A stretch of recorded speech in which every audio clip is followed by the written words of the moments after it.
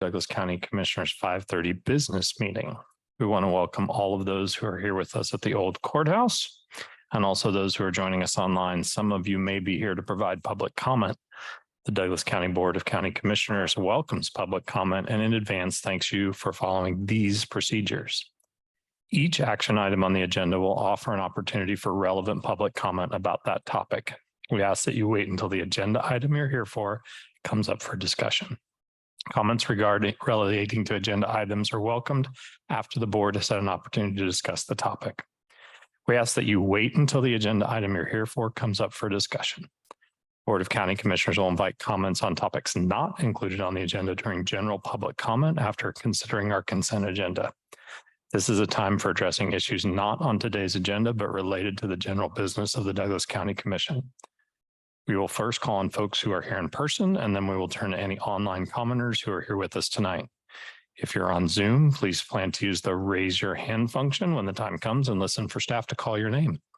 All comments will be limited to 3 minutes, and we ask everyone to give their full name and Douglas County residence for our meeting minutes. All public comments should be directed towards the Douglas County Commission. Campaigning for public office is not allowed. We also reserve the right to mute or remove any speaker who is vulgar, rude, or inappropriate. The public should also know that comments received by the commission during our meeting do not represent the views of Douglas County government. If visual aids are used during the meeting, the presenter will share their screen. Please know that online participants will not be able to view them without a computer, smartphone, or tablet during tonight's meeting. Materials are published online for your reference as well. Lastly, a recording of this meeting will be available on our YouTube page and website. We are excited to have new microphones here. Need to work on the balance and mix from my voice, I think, but we are excited that they are here. Our agenda tonight has just one item on the consent agenda, then we'll do public comment. We have 2 items on our regular agenda. The first is for a treasurer satellite office, and then an acceptance of a KDAD's grant for treatment and recovery operation before appointments, commissioner and administrator miscellaneous, and then adjournment. We'll start with our consent agenda. And I should say that Commissioner Reed is joining us online. Thank you for being here, Commissioner Reed. We see you. It looks like you can hear us just fine. Check with Commissioner Reed, Commissioner Willie, any desire to take the one item we have on our consent agenda off the consent agenda for discussion? No. All right, I'd be happy to take a motion. I move to approve the item 1.1 on our consent agenda. I'll go ahead and, sorry, Commissioner Reed, beat you to your mute button there. No, that's okay. I was actually just going to interject. Do we need to ask if anybody in the public? Oh, Commissioner Reed, you're so good. Yes, thank you. So anyone in the public who'd like to remove an agenda item from our consent agenda for discussion? All right, seeing none, we have a motion and a second. Yep. Okay, you already seconded. Go ahead. Motion second. All those in favor say aye. Aye. Aye. Passes 3-0. Okay, move on to general public comment. Is there anyone here who'd like to provide general public comment for the commission? Come on up. You have 3 minutes to address the commission.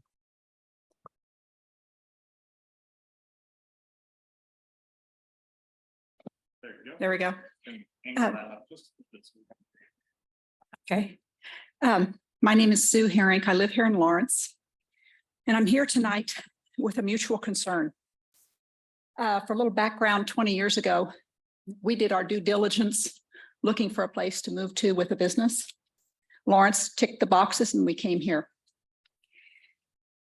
I can promise you that if a headline like this, if I had found one doing my due diligence back then, we would have flushed that idea. The headline comes from a week ago yesterday, the Lawrence Journal World. And you can look at it, but I want this back. A teen gets probation for shooting at pedestrians downtown. My problem is many-fold.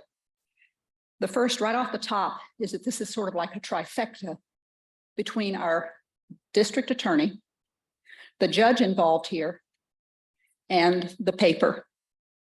Because when you look at this and it says teen, my mind goes to, teen.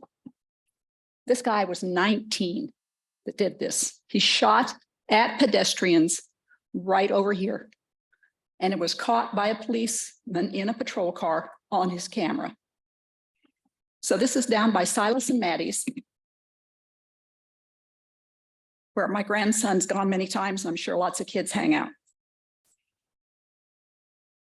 The proceedings revealed that a judge can override Kansas statutes for offenses with a gun if there is a compelling reason. The judge's name is Stacy Donovan. And she said that because this person had a lack of criminal history, and that he said in his court hearing that he didn't mean to hurt anyone. You're firing a gun downtown and you don't mean to hurt anybody. Who believes that? We've got a problem because this kind of thing, when it hits a newspaper like this, I won't be the only one who looks at Lawrence and says, and Douglas County, and says, I am not moving here ever because my kids won't be safe. And anybody who thinks they can use a gun downtown will get a pass because they don't really mean to hurt anybody. I hope that this strikes all of you as poorly as it strikes me. I hope that you realize this is a horrible thing for our city, and it's beyond ridiculous. Thank you. Sue, did you say your name for our minutes? Yeah, it was Sue Herring. I did. Great, I thought thank you. Yep. Okay.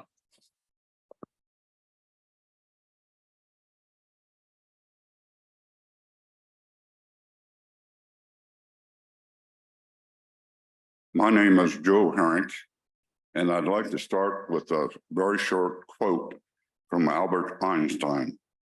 I quote, "The measure of intelligence is the ability to change," end quote. And if under the guise of changing, I'd like to introduce you to this book.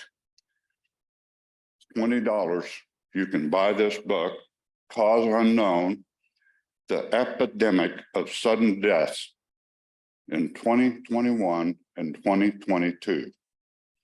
This was put together by a man called Edward Dow, who's a numbers man who worked on Wall Street, but he can pick out trends.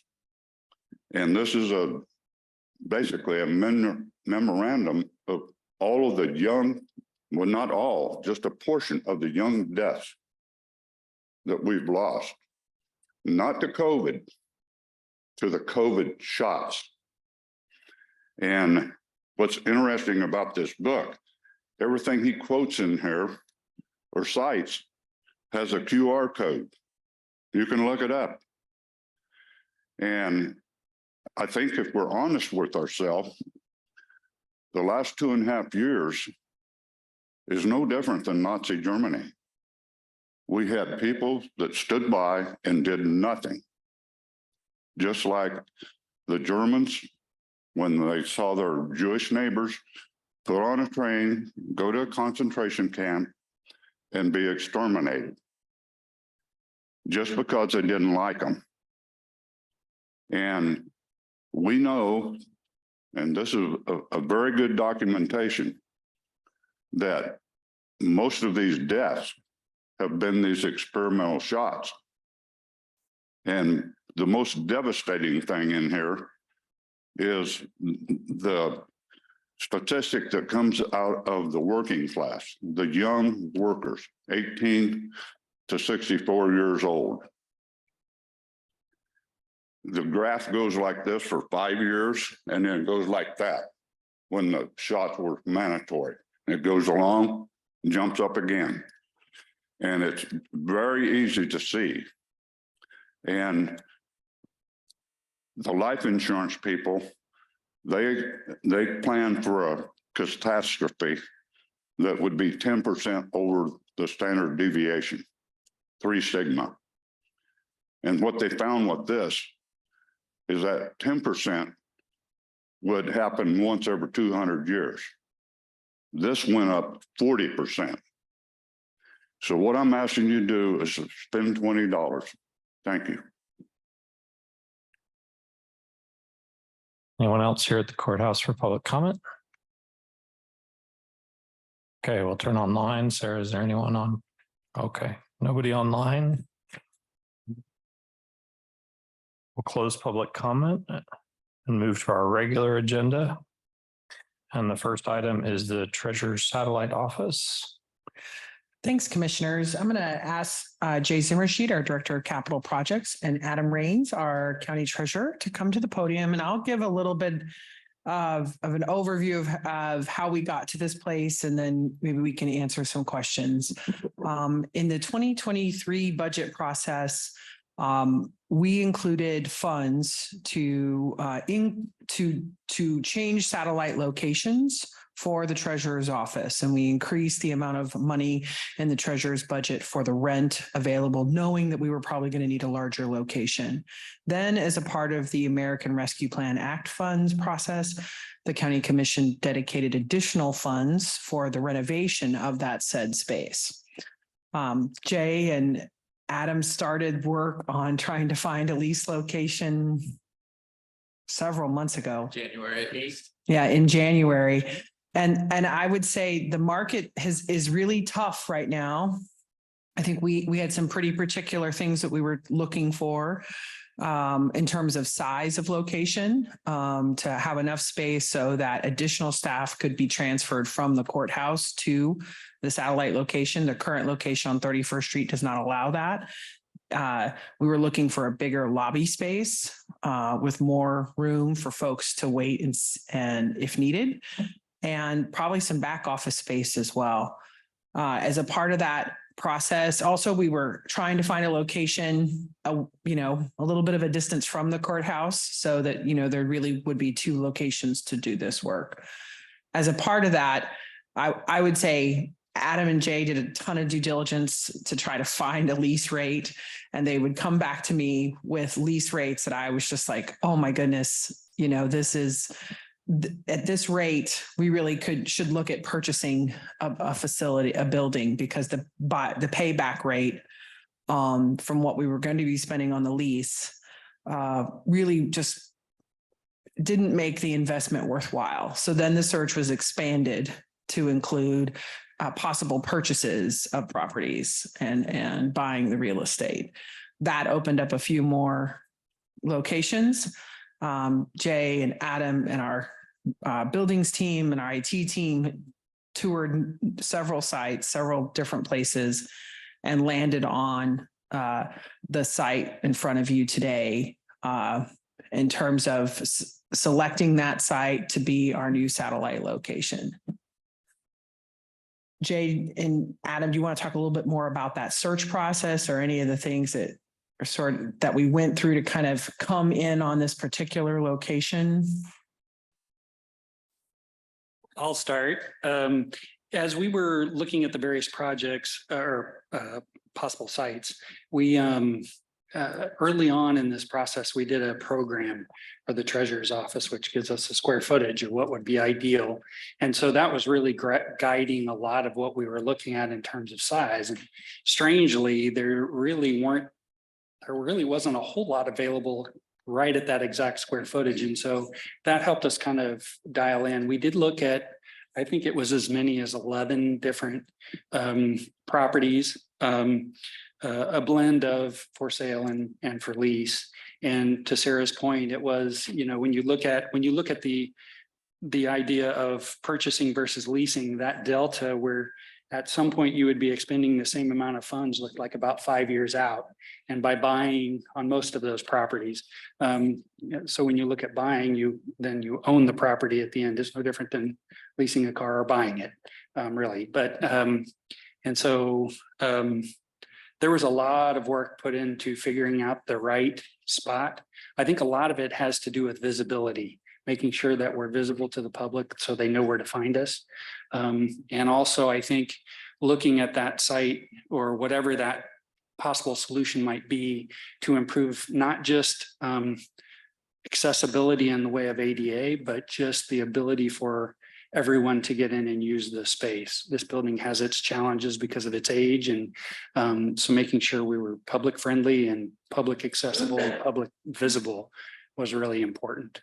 And that's probably one of the biggest reasons I think the 2601 site held the most promise. So. Just kind of to go on what Jay has said, we looked at the accessibility. Parking was a big deal. We found locations that fit or met some of our requirements, but didn't have parking, which, we need a lot of parking spaces for all the customers that come in. So it was a difficult search. We looked at, like he said, a lot of different properties. So something that fit everything that we needed. There wasn't very many, looking at lease space and buy space. There were only a handful of options. So this is what we came up with and what we think will work the best. So Jay's put together a program that's included in your budget, or included in your packet, that includes a total budget for the purchase of the property, the ARPA funds for the renovation of the space. This will require additional funds to complete this project. There are sufficient funds available in the capital improvement plan contingency budget to accommodate the delta between the anticipated renovation costs or the anticipated renovation costs that were set aside from the American Rescue Plan Act funds, and then the rest of purchasing the rest of the building. This will free up some funds inside the motor vehicle fund that were budgeted for the lease payment. And that's something we can certainly talk about more during budget. Currently, the lease is supported from the motor vehicle fund, and the revenues into that fund, that's a non-property tax supported fund. That fund is supported by fees paid by folks that register their vehicles, and is in place to help support that operation in the treasurer's office. That amount is supposed to cover the total cost of providing that function, and it does not. This will give us a little more room in that budget, but I still don't think we're going to have enough to cover all of the costs for that fund. But that's a conversation we can have as we approach budget.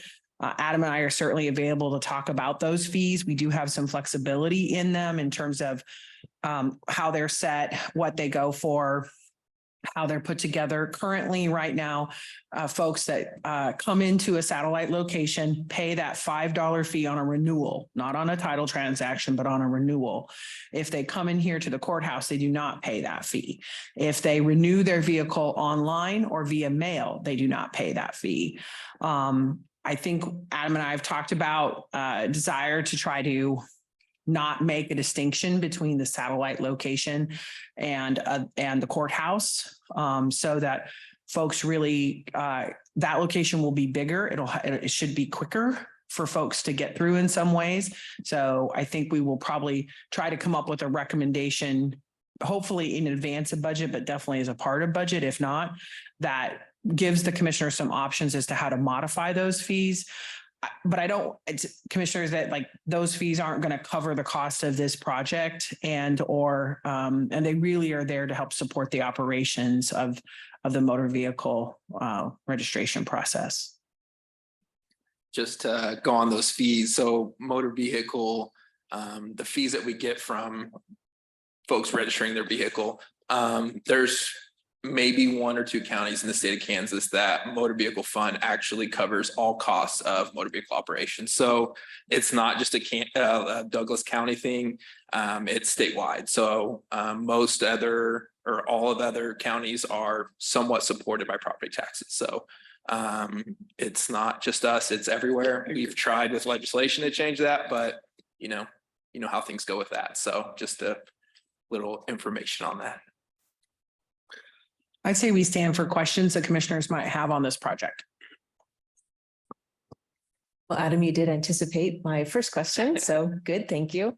And just a clarification, make sure everybody knows that all of the other satellite locations would then be closed. So 31st Street would be closed, Dillon's already is. everything would be either in the courthouse or at the new facility on Sixth Street. Yeah, so the Dillons has been closed for a couple years now. I think 2020 is when we officially closed that. We will close the office on 31st. Staff from that office will move to the new location. We do have an office in Baldwin City that's open the second full week of the month. We've talked about altering their hours because that is in the south side of Douglas County. So altering their hours and days they're open to fit something that would be easier for the public to remember. The second full week isn't the easiest thing to remember. So we talked about going weekly. That way, every Wednesday, someone's there to hopefully capture some of those residents out in South Douglas County. And that's the one in the Baldwin City Market? Yes. That's the location, and that will stay open? Yes. Okay. That's a great location. It's cheap. I think we only pay $1,800 as you saw last week. But Baldwin State Bank really enjoys us there. So we appreciate being there. So I know currently, we kind of mentioned about the fees. We seem to incentivize people coming to the courthouse, even though it's not a super convenient location for most people, especially ADA access, et cetera. So in changing the fees, will that be the goal, is to get people to come to the new Sixth Street location because there's space and you can kind of spread out staff and have them there? What other ways do we use to kind of retrain folks that are used to coming to the courthouse if you're going to have fewer staff here and instead kind of get them to go to the Sixth Street location? I think the fees will help with that. You know, if we decide to put a fee here and not at the new location, I think over times, customers get used to that. It's kind of a difficult thing to advertise because you have to advertise at least for a couple years. You know, if you buy a new vehicle, you may not come into this office, you know, once every 10 years if you're doing everything online. So it's sometimes difficult to capture everyone and make sure everyone knows. So I think just, you know, continuing to advertise, you know, on a website or when staff does or taxpayers do come in, letting them know, hey, we do have the other office that does not charge a fee if we decide to go that route. I would add that, you know, we'll work with Carrie Britt, our communication specialist, to try to get the word out on the transition. So that'll be, you know, it's a good thing to do to try to get the word out. We, you know, for anybody who's paying attention right now, what we like to stress is that if you do your renewal via mail, if you do your renewal online, there's no fee, there's no extra fee for those activities. So I think it might be less about trying to encourage. Right now, there's a disadvantage to go to a satellite location. I'd kind of just like to make it a flat playing field for if you come in person, because really that transaction takes longer to process, whether it's here at the courthouse or at Sixth Street. It really doesn't matter. The most efficient way for folks to get these transactions done is to do them online or via mail. So I think that's some of the options that Adam and I have just started talking about, that part of the fee. So I think we want to do a little more work and bring that back to you as we get a little closer to budget. Is there any conversation about having the mailed address, so people are mailing that back, that it goes to the Sixth Street location and then people start kind of automatically associating that address with that function? We could do that right now. I believe it all goes to our PO box.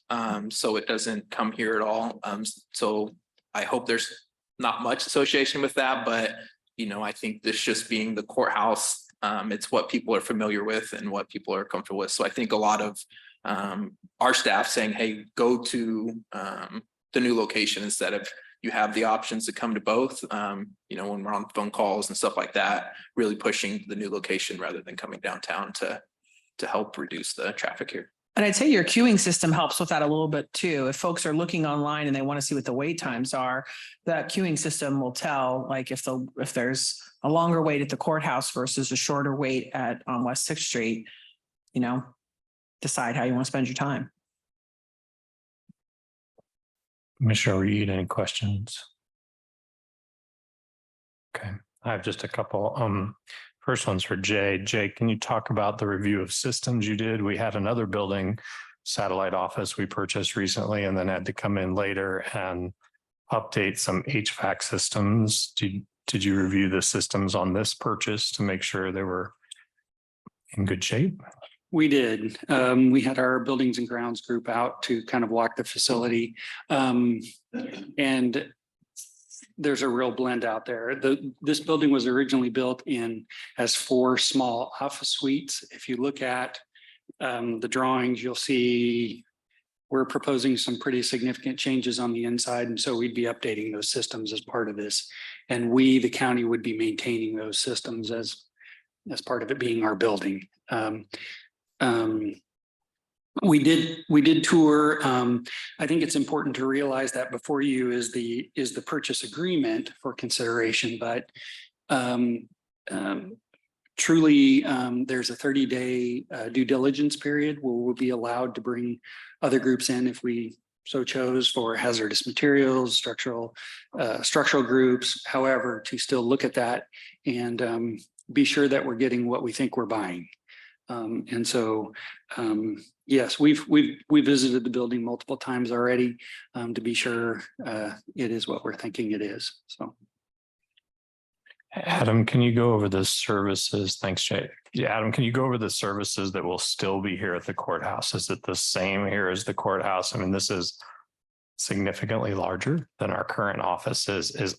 All services will be available out there and just some services here. Can you sort of explain the difference between the two? Yeah, so we will offer all services at both locations. I guess I take that back.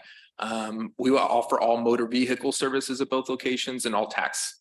So you can pay your taxes at both locations and you can register your vehicle. Currently, our commercial vehicles are done downtown. We have specific hours, 9 to 3, Tuesday to Thursday. We haven't decided on if we want to keep that operation here or if we want to move it to the new location. We have a very select staff that processes those transactions. They are the most difficult, the most complex. So we haven't necessarily talked about if we move that out of the building or if we keep it here. I would say we would probably keep it here for the time being and kind of see how things go. The commercial vehicles don't impact a whole lot. They have several, they can go anywhere in the state, so they don't have to come to Douglas County. They can go to Shawnee, they can go to Anderson County, so they don't have to come here. We just offer it as a service. So I think we would probably offer that here at the downtown courthouse for the time being. Thanks. And then maybe this last question is for Sarah. Maybe it was in the packet, but I didn't see it.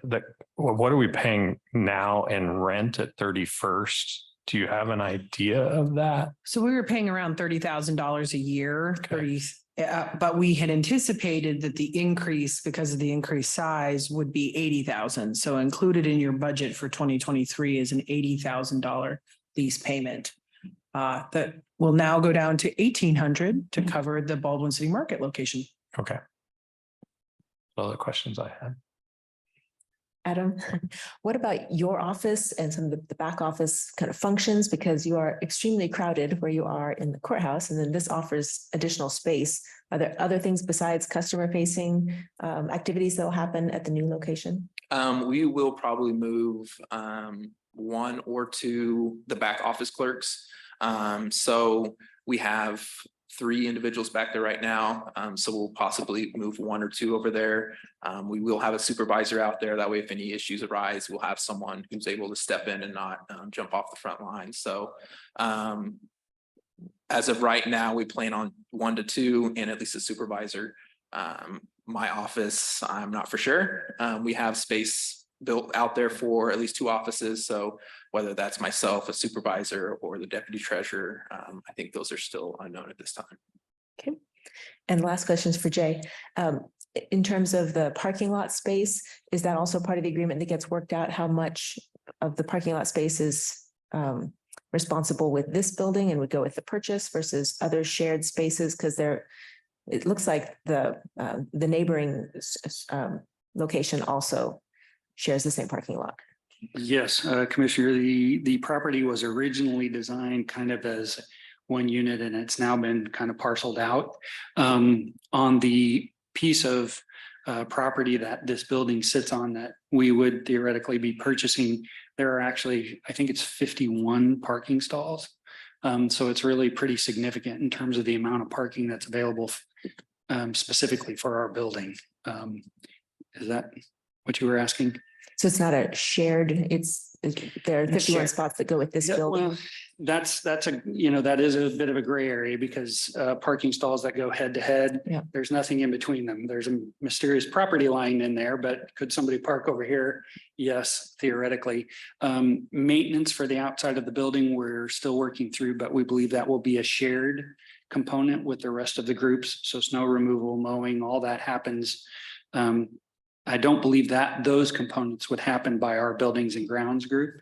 It would be in conjunction with the other properties. So I think if you really look at it, it's positioned well to provide good parking for our facility. Currently, we don't know what's going into those other buildings, but I know on the property we would be purchasing, I believe it's 51 parking stalls, which is pretty significant. And all the rest of that maintenance and such gets worked out in the contract. Correct. Thank you. So Jay, we have this picture of a dotted line around the building and the parking lot. So our responsibility is everything that's within that dotted line. Is that correct? We're still working out some of those Okay. details on how the shared maintenance in terms of the parking lot and those things work out. We want to be a good neighbor. And that's not unlike the situation we currently have at 31st Street. You know, we're in a multi-tenant building there as well. So we have some experience with that, but I think we're still working out some of the pieces of what, if it's a percentage that we pay or how that works out. And one last question. When you do get the remodel and the construction, does that come back to us or this is the approval for that as well? I would like to think This it's was the, project approval. yeah. Okay. I think these are estimates that we're looking at. This is not a formal bid. So I assume once we would go through the process of design and getting things ready to go and lined up, we would then have a hard bid for the construction work. And I believe that would be come back before the, Correct. But Board of we wanted to Commissioners. give you a sense of what the total project budget was. You're right, Jay. And I assume a final purchase contract also comes back here for approval or. My hope was this Signature. authorization would allow me to do that. I, on behalf of the county, have signed other agreements in terms of purchase agreements. So I'm worried about timing. So if the commission wants us to put it back on an agenda, we certainly can, but we have negotiated a price and we waited to bring it to you until we had that together. And I recognize that purchasing property through a public process gets a little tricky. It does. Okay. Thank you both. If Commissioner Reed doesn't have any questions. She's giving me the universal sign no. We'll open it up for public comment. Is there anybody here who'd like to provide public comment on this item? Seeing none, anyone online? All right, we'll close public comment. Comments or motions or further questions, commissioners? Hearing none, I'll go ahead and make a motion to authorize the county administrator to sign a purchase agreement for the property at 2601 West Sixth Street in the amount of $650,000 and for the remodel of said property for the use by the Douglas County Treasurer's Office with a total estimated purchase and remodel budget of $1,696,651. Second. Second. Moved and double seconded. All those in favor say aye. Aye. Aye. Aye. Thank you, Jay, Adam. Thank you very much. I do feel like this will be a great way to increase accessibility. We've had a lot of challenges, for those who come to the courthouse, people sitting on the stairs and just especially at the end of the month. And I appreciate all the work that went into look for a property and find something that worked for the community. I also want to say I really appreciate that it's not way far west, that it's more centrally located. So thank you very much. Okay, we'll move on to the next item, which is acceptance of the KDADS grant for treatment and recovery center operation. Hi, Bob. Good evening, commissioners, and see if I can. All right, now Robin shared with me how I do this on this computer. There's a little button. There's a little button.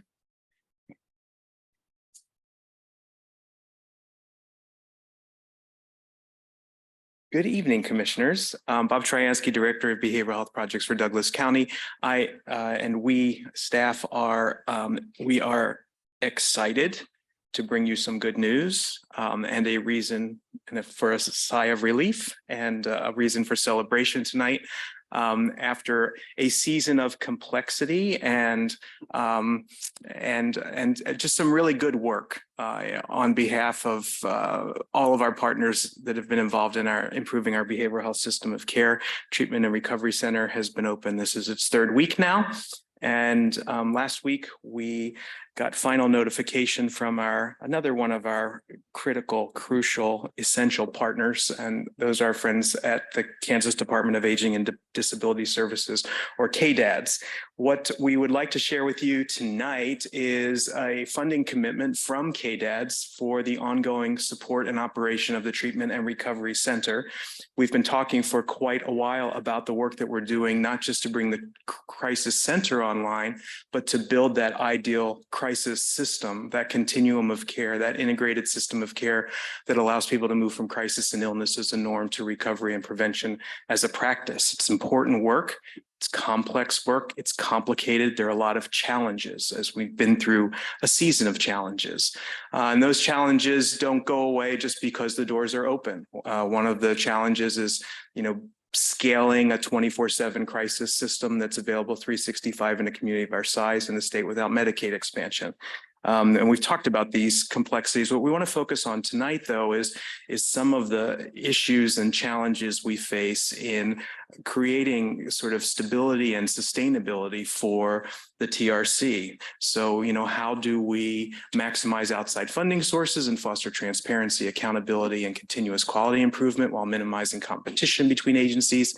How do we hold coalitions and emerging partnerships together and ensure financial discipline and accountability as we move from where we are now to where we want to be 5 years from now? One thing that all of our partners have wrestled with and tried and worked very hard to come up with the right answers to is that question of how do we maximize outside funding sources and braid that outside funding with the resource that Douglas County voters have provided to be able to have this resource in our community that's kind of unlike, anything that a community of our size has seen, given the acuity or the high level of care that we're going to try to provide. So what I want to share with you tonight is that the KDADS, and I believe our partners at KDADS are online, so we'll be happy to bring them in, and Commissioner Brown have an opportunity to speak with you, visit with you, answer questions. But KDADS has committed in state fiscal year 23, 24, and 20 in state fiscal year 22, 23, and state fiscal year 23, 24, the next 2 years, $3.1 million each year, grand total of $6.2 million, up to $6.2 million to offset the operating costs, the gap, the delta between revenues and expenses for this very comprehensive 24/7 high acuity mental health crisis center. Wanted to share with you that what that allows us to do is to put a funding braid together for this project, which pairs $3.1 million from KDADS as the first dollars into this project with what Bert Nash's CCBHC commitment is for $2.9 million. And that leaves a delta for the county, a capped funding commitment at this point for $1.6 million. Bert Nash also estimates that $175,000 in the first year of the crisis center, treatment of TRC's operation will come from commercial insurance. And Bert Nash shared with us last week that they've made substantial progress in working with commercial payers. And we were very excited to see that. The way this will look then in the first full year of operation of the TRC will be $3.1 million from KDADS. Bert Nash estimates that the CCBHC portion of the funding and the revenue for the project will be $4.3 million. The county's commitment would go to $2.8 million, and commercial insurance would be $250,000. So that's how we go from, in this first set of months, of a $7.8 million project to, I believe my math is correct, 10.3. So with that, we are again, relationships and partnerships and the will all over our community and with our friends in Topeka to help us to realize this vision and this aspiration that the community has asked for is a reason for celebration. So we'd like to ask tonight if is support for that. And with that, I'm going to turn it over to Commissioner Brown, I think, who has been brought into the room, and I will stop sharing. Hi, my name is Andy Brown. I'm the Commissioner for Behavioral Health Services at the Kansas Department for Aging and Disability Services.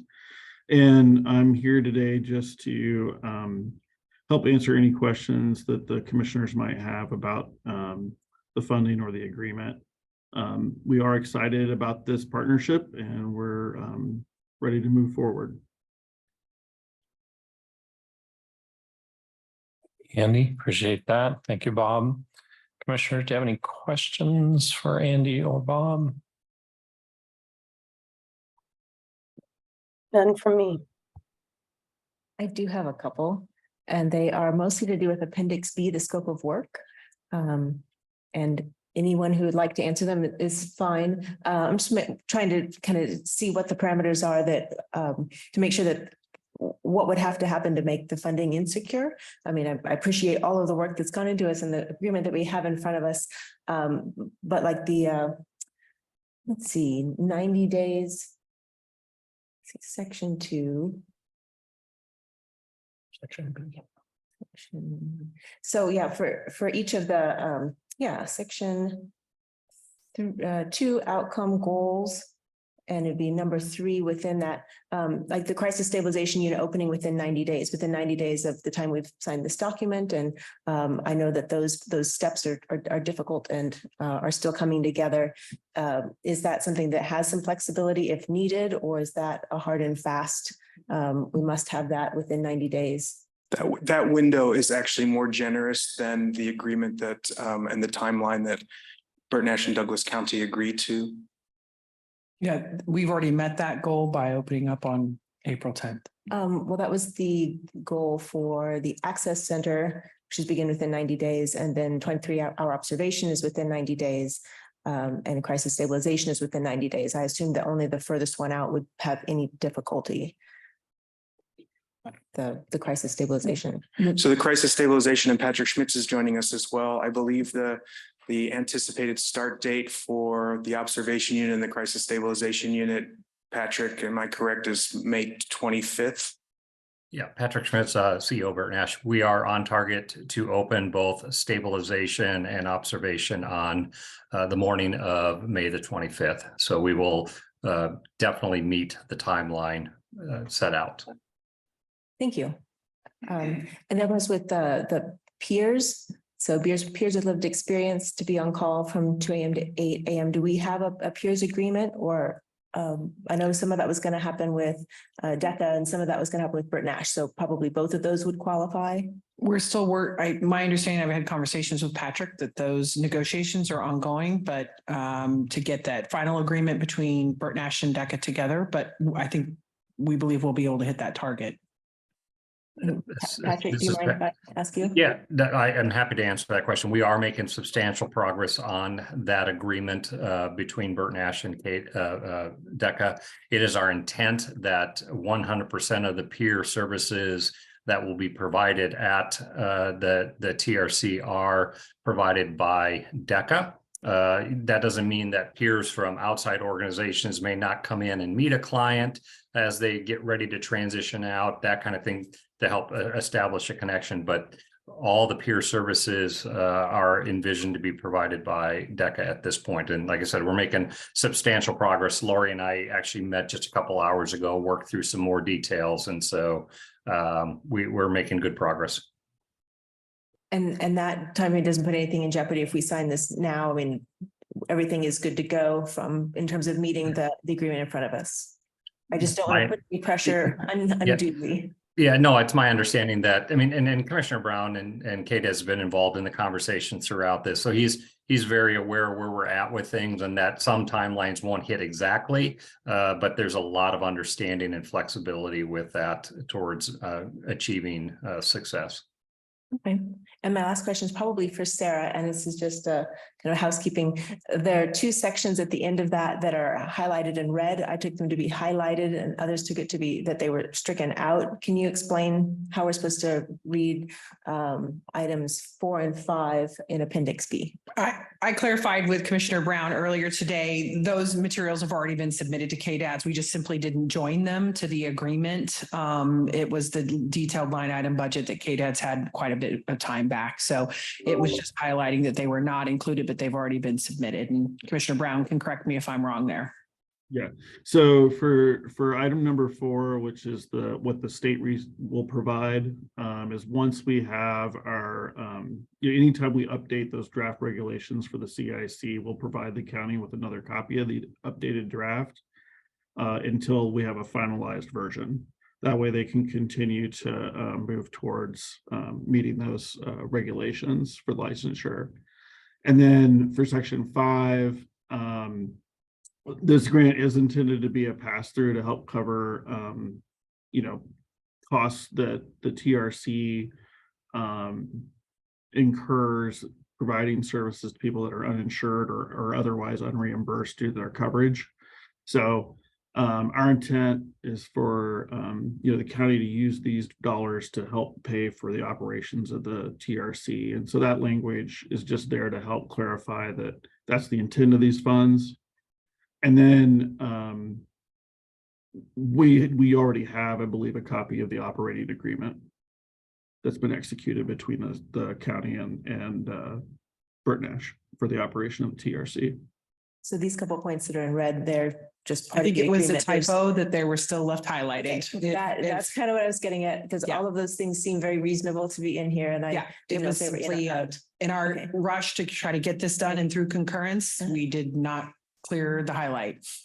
Well, I so appreciate the support of the state for getting us to this point and for allowing us the ability to open a really fabulous facility. So thank you, Commissioner Brown and Patrick and Sarah and Bob and all other parties that were involved with this negotiation. Thank you. We're excited. Thank you, Bob. Thank you, Patrick. Thank you, Andy. We'll open this up for public comment. Is anyone here to provide public comment on this item?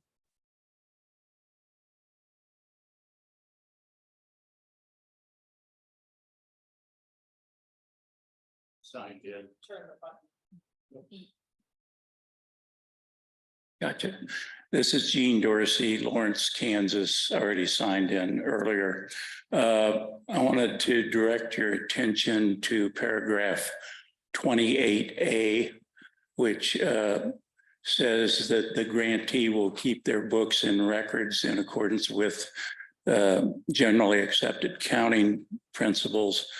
I believe I recall 4 or 5 meetings ago, you granted a waiver to that for the county this year. The operator, Burton Nash, keeps their records in accordance with generally accepted accounting principles. And my question, is that going to be an issue in this agreement? Thanks. Any other public comment? Here at the courthouse? No, we'll turn online. Sarah, any public comment online? Okay. Bring it back to the commission for further questions, comments, or motions. I would look at Sarah. You and I had a conversation about the item that Mr. Dorsey brought up, and I assume that that is not an issue. Correct. And Commissioner Brown is also available. The intent of and it's important to note that the county's KMEG principles are in accordance with generally accepted accounting practices. And Andy, you can clarify there. I think the intent is that what they're looking for will be the Burton Nash audit in that situation. Andy? Yeah, that's accurate. So we we will be looking, we already have the ability to audit Burton Ash due to other agreements that we have in place. And this is really about making sure that there's the opportunity for us to verify that as far as these funds go, that those have passed through and have been allocated appropriately. So I don't think there would be any issue. Yeah, the state allows counties to decide if they want to pick the type of accounting method, but they're both generally accepted accounting practices. Mr. Chair, I would make a motion if you're ready. I'm ready. And we haven't heard from Commissioner Reed. Do we? She's good. All right. I move we authorize the county administrator to accept the KDAD's TRC grant award and to sign the Crisis Intervention Center funding agreement. Moved and seconded. All those in favor say aye. Aye. Right. Thank you very much. Thank you, Patrick and Andy and Bob. Appreciate all the support we're getting from the state on this. It's tough being out in front. I can't think of a good word for it right now, but being that group out in front. And I think it's really great to have the state's support as we try to figure this out. And Andy, that's not just financial support. You have been in many, many meetings and been very involved. It's a good thing your residence is here in Douglas County because you're spending a lot of time here. So thank you for all your work on this. All right, that finishes off our regular agenda. We'll move to appointments. I will share with commissioners that I have not had a chance to visit with one of our planning commissioners. We had talked about that last time. And I will get on that and get that done because I know that ends here at the end of May. Isn't that right, Sarah? I would say the same thing. Okay. Planning commissioner I was supposed to talk to. Any other appointments that we have, commissioners? No. Okay, we'll move on to administrator and commissioner miscellaneous, and we'll start with Sarah's memo. Thanks, commissioners. My memo's in the packet. We're adding lots of dates. There's a lot of things happening this spring. So there are some new dates added to there. One I want to highlight is that Lawrence Douglas County Fire Medical is hosting a community open house. So I think it'll be a great event for the community for folks to come in and learn more about LDCFM. And as anticipated that I previewed at our meeting last week, I have a letter from NextEra Energy asking to reschedule the hearings on the TBUs that were originally scheduled for May 10th to June 21st. So we're going to do our best to try to get the word out there, but those items have been pushed back. We do not have a work session next week, commissioners, but we do have one on May 17th, and that will be an initial conversation with Trainer Architects and our team related to the Judicial Law Enforcement Center Master Plan. Commissioners, that's all I have. Thank you, Sarah. Commissioners, any miscellaneous items? I have one, and in part, I'm looking for guidance from fellow commissioners about what the role of the county can be to send a message of protection, kind of in response to the slew of state anti-trans bills that have been coming through. Just trying to see what is our role in being able to reach out and protect the most vulnerable of our citizens. Well, I mean, I think Commissioner Willie, one of the things is we put together a agenda that goes to our state reps, and we have a what's important to us when it comes to legislative action. And then we typically have a breakfast where our chair shares what they feel is important, and that would be one. Another way, I think, is to talk to our state legislators. And while I think they're very supportive of it, I think, they may be able to offer other opportunities of how we can reach out to other legislators who may be more resistant to the way that we feel. Those are two things that I would offer. Commissioner Reed. Yeah, Appreciate the question, Commissioner Willie. Something I was thinking about the other day is just how we might be able to support community partners, specifically human services and social services. There's a lot of the bills that impact them very specifically. For example, sexual assault crisis and domestic violence centers are named in some of that legislation. And so there are going to be new legal spaces to sort of navigate. And I think sometimes our government staff and government organization can help sort of navigate those conversations and how to still hold safe space for folks while being mindful of these legal changes and how they impact like on an administrative and organizational level. So that's something that I sort of intended to have a conversation with Sarah about and just thinking about how we, I don't know, sort of stand ready to navigate those conversations because we understand the state legislature and sort of how it functions and how new laws are implemented and whatnot more than some smaller organizations, especially.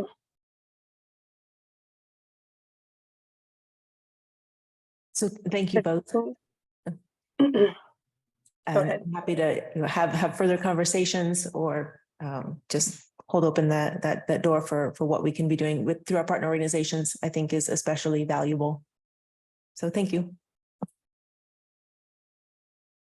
Maybe just to tag on to that, I want to be vigilant to, our local control could be invaded in the future. They've already reached into schools, which I think is beyond the state legislature's control. I think school boards have, in Kansas, I at least thought school boards had the right to make those decisions for their own communities. And I think we need to be vigilant that, and maybe this has already passed, but that those local governance, the local control rights aren't taken away from counties to make decisions about those issues and how they impact their own communities.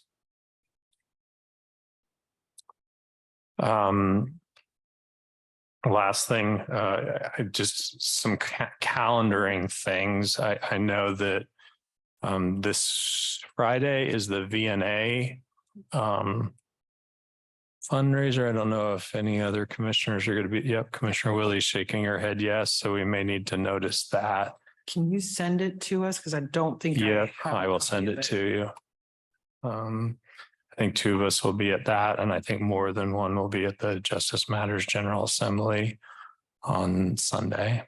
Any other items we need to notice, commissioners? The others are in the packet. Okay.